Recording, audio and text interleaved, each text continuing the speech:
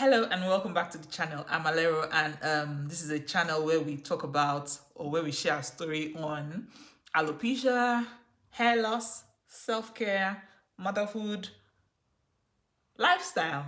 Yes. So if you're on a journey like me with hair loss, you're not alone. I'm right here with you. I'm going to be encouraging all of us. So hang on, stay on, listen. Plenty information down the line. So if you are yet to subscribe, please click on the subscribe button and do follow us and comment, like. Today's episode, we will be looking at alopecia and the myths around or surrounding alopecia. Most times, there's a misconception about alopecia, and this misconception can lead to stigma, false hope, So, on today's episode, we will be distinguishing between the facts and the fiction. Stay tuned. Let's dig in together. So myth number one is that alopecia affects only older people.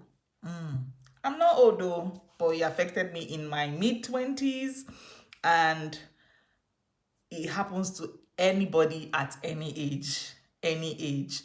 National Alopecia Narrator Foundation has it that pediatric alopecia affects about 1 in every 1,000 children and teens. So children, so you see. It also says that more girls develop alopecia than boys. So it says the disease is more common in what? Teens over 12 than children. This is a research that was done by NAAF, which is the National Alopecia Areata Foundation. So it affects children, it affects everybody. Myth number two. So myth number two is that wearing wigs or hats will make hair loss worse. Ordinarily, wearing a wig or a hat will not make you have alopecia. However, improper installation of those wigs and hats or tight hats, so improper installations, having too much glue will cause hair loss, but it doesn't cause alopecia. So hair loss hair loss is synonymous to alopecia, but hair loss caused by improper application of wigs and hats is not alopecia. So it's two things. Myth number three. So myth number three is that alopecia is caused by poor hair care. So not caring for your hair, it will not just bring about alopecia, right? Not because in all honesty, hair care is good for your hair routine, right? It's good for your scalp and all of that. But simply not moisturizing enough, not using the right shampoo will not cause alopecia. Yes, it will not. Alopecia is caused by certain different things. Alopecia could be autoimmune, it could be hormonal, it could be genetics, it could be caused by stress. And I've only recently just found out from all of this research up and down that it's also caused by infection. So, yes, infection. Yes, so that's myth number three, busted. Boo, boo, boo.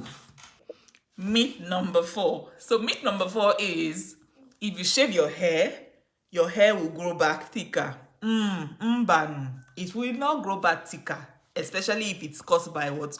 Autoimmune or genetics. It won't grow back. Really, if you cut your hair, yes, you've only just cut the physical visible hair, but cutting your hair doesn't affect the follicle at the root stage.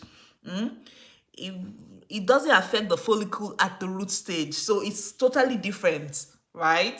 So myth number four is broken. The last and final myth is if you lose your hair, it will never grow back. The fact is that while some hair loss is permanent, some are actually reversible, depends on the type of hair loss it is. So, we have earlier said that there's alopecia areata and hair may grow back over time, because the definition here says alopecia areata is an autoimmune disease that causes sudden hair loss in and round or oval patches on the scalp, eyebrows, eyelash, or other parts of the body. It happens when the immune system mistakenly attacks hair follicles, causing them to stop growing. So it could be reversed if you are able to treat that, get to why your body is attacking the hair follicles, right? Now, there's another one that says telogen effluvium. So this is hair loss from stress or illness, and it's usually what, temporary. It says this is a temporary form of hair loss that occurs when a large number of hair follicles enter into the resting phase too soon, leading to excessive shredding. So that's that one, and it can be reversed. Now, the last one is androgenic alopecia. This is typically progressive, but it can be managed with treatment. It says it's the most common type of hair loss, and it's linked to hormones called androgens, particularly, I can't call this one, no. The short is DHT. I'll put it on the screen. Yeah. So on final thoughts, there are so many myths around alopecia, and having those myths in your head can lead to what, misinformation.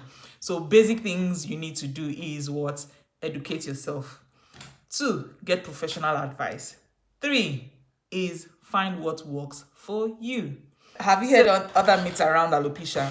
What are they? I really like to know. What one myth you believed before learning the truth? That would be really good to know. Let's keep the conversation going in the comment section. So, if you're experiencing hair loss, it's best to consult with what, a medical practitioner or a dermatologist, so you can know the root cause and get appropriate treatment. Disclaimer: this is not medical advice. I'm only sharing my experience and my journey with you on here. So